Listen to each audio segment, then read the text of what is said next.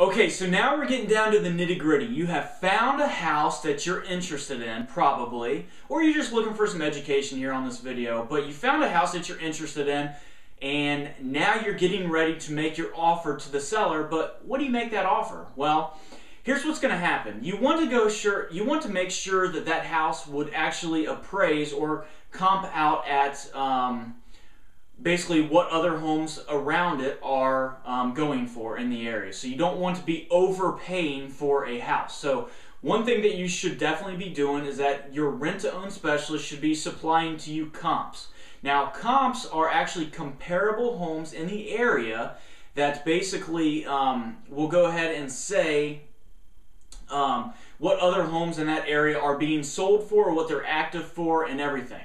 So that's exactly what comps are going to be. So what do you come up with your offer price? So I can tell you this, that you don't want to overpay, so you do want to go ahead and look at those comps to make sure that you're not overpaying. But there's also, you got to take into consideration too. So the seller is really not going to, now chances are they're not going to take too much money off, if any, of the purchase price whenever they're doing a rent-to-own, because they're taking a big risk. They're taking a big risk unless you're putting a lot of money down on this rent-to-own home. So they're taking a big risk on this. So most of the time, guys, they really don't budge off their price hardly any. And nor really should they, is because you know, they're taking such a big risk and either giving you a second chance, or they're giving you a chance to go ahead and buy this, and they're taking the risk of holding the paper, I guess you'd say, or holding the loan and making payments to you. They're taking that risk for a year, 3 months to a year to 2 years to 3 years.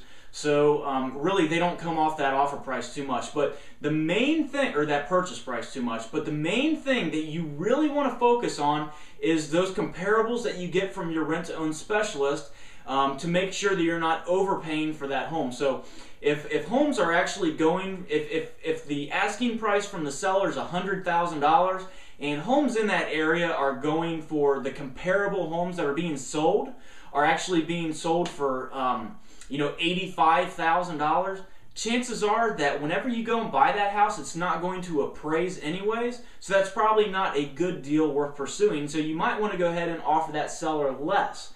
But really what you're going to have to do on the rent-to-own is, chances are you're going to be paying market value for those homes, because the seller is taking so much of a risk on that. Unless you get a seller that, you know, you get a great deal on, which does happen, and it happens a lot. So, but that's kind of the rule of thumb, is that they don't really take too much off of the price, but you do want to go ahead and look at those comparable homes to go ahead and check that you are actually going ahead and getting a home that is going to be worth, whenever you go ahead and buy it, worth whatever your purchase price is. So another way that you can do it is you can actually look up on Trulia.com. That's Trulia.com, and you'll just have to type in the address and everything, and then basically it'll go ahead and show you the comparables there. But you really want to trust it from your rent-to-own specialist, because really watch, they're going to actually pull it from what's called the MLS, and that is actually homes that are being sold in that area. You really got to watch websites like